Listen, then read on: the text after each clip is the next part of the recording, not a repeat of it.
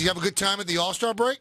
Yeah, man. It was, I live vicariously thinking back in the past when I played in the All-Star games. Unfortunately, I never had a chance to play in front of the hometown crowd.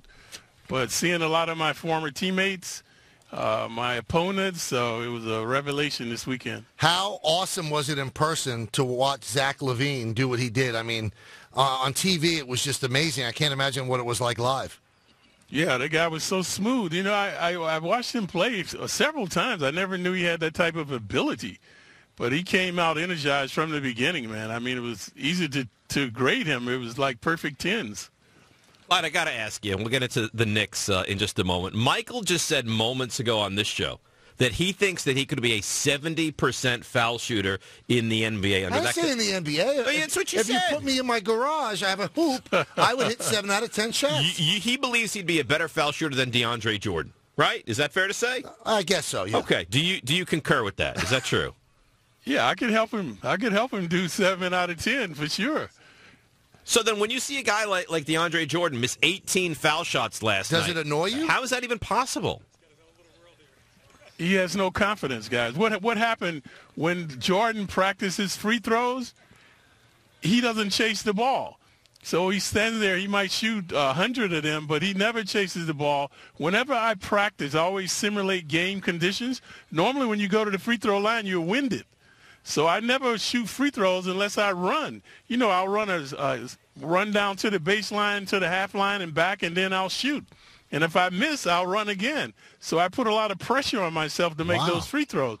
But most of these guys, this is why they can't make them, because they just stand there at the line shooting, and you're not doing that in a game. Now, you mentioned that you played in All-Star games. You never got to play in front of the home crowd.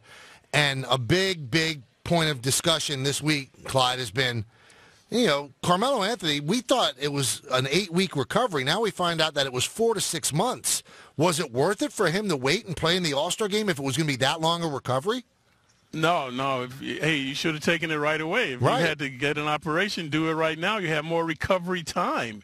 So, yeah, that's kind of baffling. If they knew that, why he hasn't done it sooner. But aren't the Knicks in some way to blame, Clyde? Like why did this team, Phil Jackson, the trainers, the owner, not push him into having surgery sooner? It's not all his decision.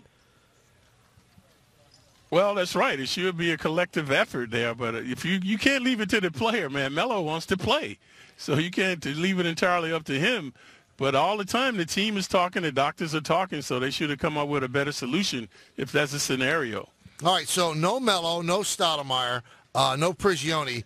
What are you looking for the rest of this year, Clyde? What do you think could happen? What could form out of this team that might be able to help you and spill over into next year?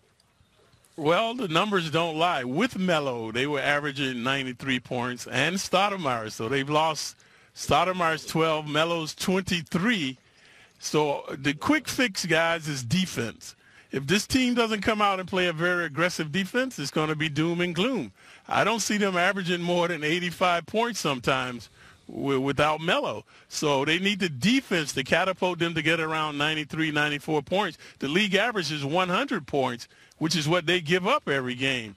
So they're not going to win a lot of games around 85 and 90 points. They've got to get above that. And the quick fix is defense. Just have these guys come out playing a very aggressive defense. All right. Tonight, Cleanthony Early is back with the Knicks, and he's going to get the start. Do you think that this guy can be a legitimate NBA player, or do you have question marks about him? There are question marks. I don't know if he can put the ball on the floor. I don't know if he has a good handle. I know he's a lot like Hardaway. He's athletic. He runs the floor. He can rebound. He can jump. But I'm not sure he can create. And in this league, if you can't create, you're not going to be a star. You're going to be a good role player. But a good job by the Knicks to find out now what he can do. And what about Hardaway? Find out what Hardaway can do. Play these guys. Get them out on the court now. What about Calderon? Phil Jackson was very honest the other day, said there's nobody that wants him right now. It's quite a fall from grace. What do you think has been the problem with Jose Calderon? He's not aggressive, guys. He's too laid back.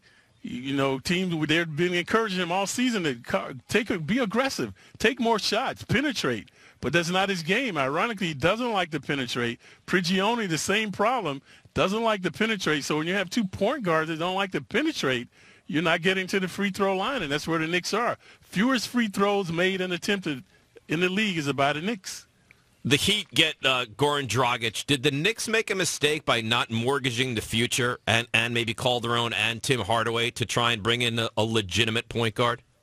No, I think we've seen enough of that, guy. So I like the road we're going on now. I'm glad we didn't mortgage our future with Dragic. I think he's an excellent player, but I think the Knicks can do better. We're talking with Walt Frazier here on the Michael Kay Show. Walt, I got to tell you, last Friday we did the show from your restaurant. Had a great time. The place was jammed, and it looks like it's really percolating, as you would say. It's a good place. Yeah, obviously All-Star Week, it was incredible. You couldn't hardly get reservations. But, you know, Mike, people love the food. That's the big thing that we have going now at Clyde's Wine and Dine. Steaks, chopped, chicken, seafood, moderately priced. A lot of people think because it's my restaurant, it's expensive. You have to dress up. You can come with your Knick paraphernalia on, root for the team. We've got a 200-seat restaurant. We also have the lounge. We've got a bar area and, of course, the basketball court, the mini court. So, Michael, I could get you up to 70% at Clyde's Wine and Dine shooting on that basket. You know what? I might take you up for this, but I don't know how. I guess I'll have to run up and down 10th Avenue before I take the shot, right? In the 1 degree, yes.